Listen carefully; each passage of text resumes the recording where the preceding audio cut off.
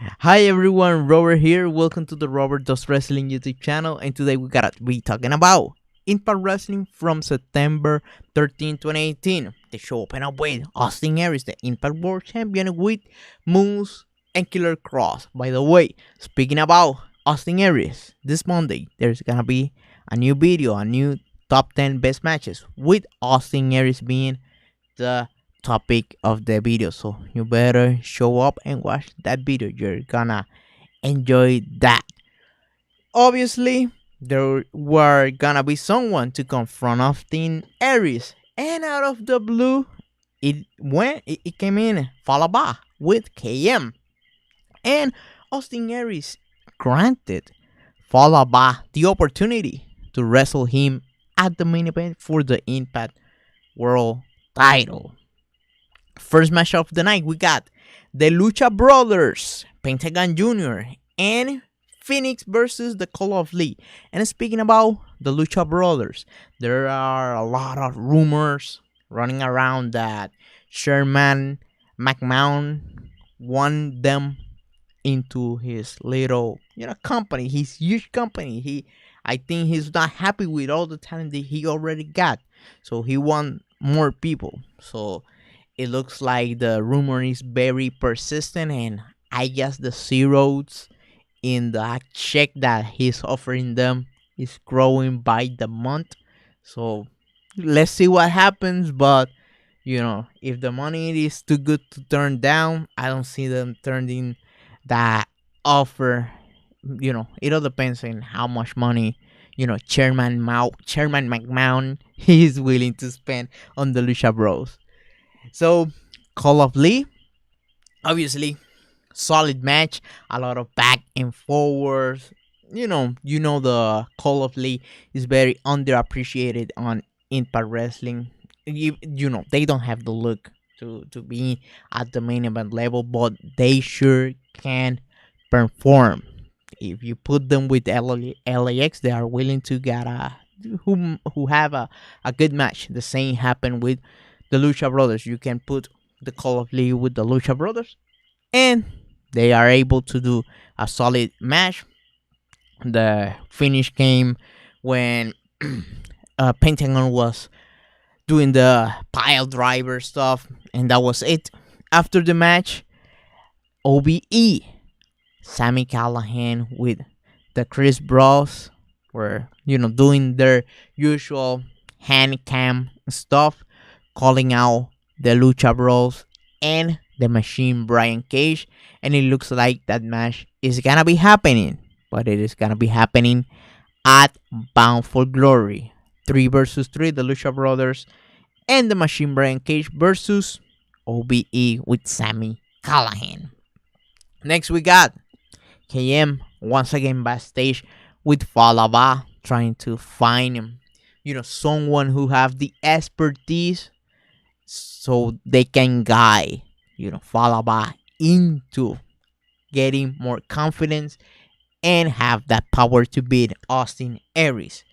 And he found out, someone like Eli Drake, and they asked him, but Eli Drake basically poked fun at the weight of Fallah, and he didn't give him any type of good advice for the match versus Austin Aries at the main event. Next, we got Ali doing a promo, basically, saying that, I might have, you might have lost the title, Su Young, but I'm still coming for you for what you did to Rosemary. So I'm not done with you. After that, we got Tessa Blanchard basically casting down when it comes down to Ali, saying, "Hey, you're talking all the stuff, but you have, ulterior motives." By the way, I have heard a lot of people speculating what is gonna be Tessa's match at Bound for Glory. I got my own theory. I think Tessa Blanchard is gonna be facing Gail Kim at Bound for Glory. I haven't seen any type of stuff that they have booked or the tapings or anything like that, but I think that would be my guess why they were be building Tessa the way they are building her. I think the bookers might be inclined into bringing Gail Kim out of retirement to wrestle Tessa Blanchard. Next, we got Alicia versus Winter. Look at the referee. But then Joe Hendry and Grado showed up. They play a little like musical video, basically called, poking fun at, being denied. They, Winter being denied. Also, they poke fun at the horrible incest, storyline done by Sherman McMahon on WWE. Kind of hilarious. Doing, they did like an incest, angle back in the day. So Alicia Edwards took advantage of that, did a little bit of a small package, and that was it. She won that match. Next, we got Scarlett Bordeaux, giving some advice, some good advice to Fallah Bahh. Even she even rubbed her belly and stuff. That was kind of weird. Oh boy, this is getting weird with the smoke show over there on Impact Wrestling Land. Next, we got like one-on-one, internet esque interview by George Matthews and Mr. Johnny Impact, talking about how he's recovering from the beatdown that he suffered last week. Not the best type of interview, especially for someone who is not already good on the mic, like Johnny Impact. Next, we got the Frat Boys. If I'm not mistaken, that's some type of, indie type of talent versus the Latin American Exchange. You know who are gonna be winning this setup. Obviously, LAX. One, they did their best, the Frat Boys, by being good wrestling partners when it comes down to LAX, and LAX win with the strip sweeper, whatever is the name of that, power bomb to net break combination. Then King showed up, and he had a little bit of face off with Konnan. He even said, the only thing that I regret is that I did not kill that little kid, Richie or whatever his name is. And I was like, man, yo, what the hell? You're bragging about killing a kid. What the hell, bro? So obviously they have the little bit of a meltdown for the cameras and stuff like that. So that is gonna be the one of the toughest match on Bound for Glory. LAX versus the OGs. I think that might be one of those sleeping type of matches. And hopefully I would love to see that match as a little lockdown. That would be my choice. But there's people who want it on the streets, because that will, would generate a lot of good visuals fighting in the streets of New York City. That will, also be good. Next, we got a little bit of a backstage promo with Moose, Killer Cross, and Austin Aries, and he was obviously not taking, Fallah Bahh also serious, because, he knew that he was gonna be the one winning the match.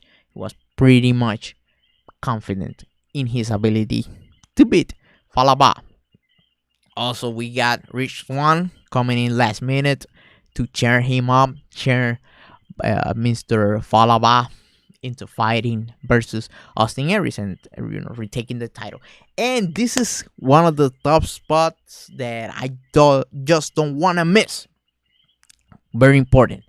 Impact Wrestling Hall of Fame. They skipped last year, but this year it is gonna be happening. So they're gonna be announcing, I think next week, who is gonna be the next inductee into the Impact Wrestling Hall of Fame. Who do you like to see in the Hall of Fame? If I had my choice, I would say none other than the Cowboy James Storm. My other pick would be the Monster Abyss. But do you have somebody else on mind? Let me know in the comment section below because that might be a toss off when it comes down who is gonna be the next person to be inducted into the Impact Wrestling Hall of Fame. So it is good seeing them bring that back because I know there's a lot of fans who are fan of the Hall of Fame concept, especially on Impact Wrestling, since they do something a little bit more measured and do in that one person per year. Next, we got a rematch of a match that was quite good. A couple of months back, we got Kongo Kong versus Brian Cage, the Machine versus the Monster. Obviously, you knew that they were gonna try a lot of insane type of stuff. We even saw Kongo Kong running down the ramp over there and doing some sort of a splash over Brian Cage, but that was not good enough. Brian Cage was able to pick him up once again for an S5, and that was it. By the way, Brian Cage did like a lariat, and Kongo Kong even flipped halfway through. That was insane. Very impressive when it comes down to the chemistry between those two people. And after the match, we got Brian Cage. He picked up the mic and he accepted the challenge by Sami Callihan for Bound for Glory 3 versus 3, the Lucha Brothers, and the Machine Brian Cage versus OBE and Sami Callihan. So, we're greeted with the main event of the evening, Austin Aries versus Fallah Bahh for the Impact World title. They had a pretty good and solid build up for this match. This was very, if I would say, Raven versus Goldberg esque. I don't know if you guys remember that match. They built like that mashup during the whole episode of WCW Nitro. So obviously Impact Wrestling took a page out of that book by building the Fallah Bahh opportunity, his dream, into being the the center of this whole episode. However, not all dreams becomes reality, and this time the dream became a nightmare. Austin Aries was able to make Fallah Bahh submit and retain the Impact World title. And after the match, Killer Cross took the chair upon KM neck and hit him with the chair and let him laying down. And look at these two people over there celebrating, the beatdown of Fallah Bahh and KM, and that's how the show ended up. Final thoughts on this show. I will say it was about average. What the thing that I like was, the whole episode being all around Fallah Bahh and his opportunity to, to become the Impact World Champion. So he's basically his night as a star. So that, by the way, I also enjoy the announcement of the Impact Wrestling Hall of Fame this year. So that's it for me. Let me know your thoughts in the comment section below. Make sure to check out one of my latest videos, the top 10 best matches of Bobby Lashley on Impact Wrestling. That should be showing over there. And this Monday, the best matches of Austin Aries. That top 10 is gonna be uploaded. So make sure to check that out. So goodbye and thanks for watching.